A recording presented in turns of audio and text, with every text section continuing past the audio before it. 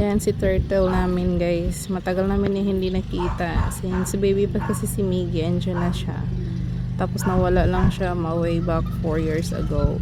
Tapos nakita lang namin siya this month. Nakatira na pala siya sa ilalim ng lupa. Ayun, ano pala siya, nagdig. Marami siyang lagusan. Tapos yan, yung si Miming, naobserbahan niya anong gagawin ni turtle, saan pupunta. Tapos si Miming nakatingin lang. Di namin siya binabalik dun sa kasi maliit pa yung turtle na yan, kasi parang ginagawa siyang pet ni Miggy. Oo, pinapakain lang namin. Akala namin wala na yan. Akala namin patay na siya kasi nga 4 years ago pa nawala. Hanap kami ng hanap, hindi namin siya makita kasi ilalim pala siya ng lupa. Kasi yun si Mimi. Hindi alam ni Mimi kung ano na yan kasi lumalabas lang yan kasi sa sobrang init na ng panahon, tapos bilang umulan nung isang araw, ayan, lumabas siya. Parang nagpapalamig siguro. Ito si Miming, yan. Tingin lang siya ng tingin. Hindi gagalawin ha, Miming. Huwag galawin yan si turtle. Hindi gagalawin si turtle. Para siyang maghahanto. Kasi dumaan dyan. Naamoy-amoy niya. Ano kayang plano niya? Ito si turtle.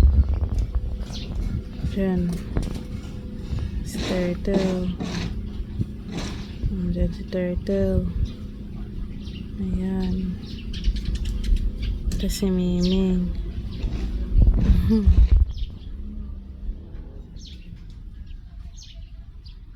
Tapos nakatingin naman sa itaas si Miming, hanap ng birds. Nakahunt siya.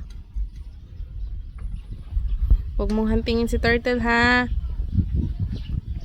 Miming. Psst. Miming, huwag i-hunt si turtle.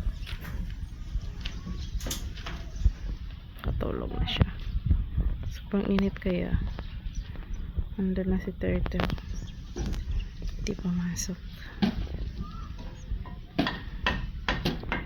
Ayan, gumalaw.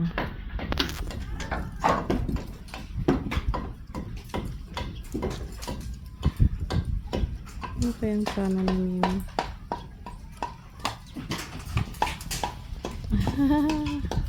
Aakit si turtle. Aakit siya.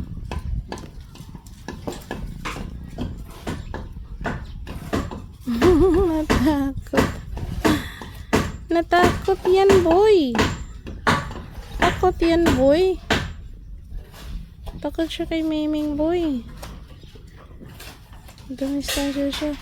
Oh, curious lang yata siya eh. Ano kaya yan?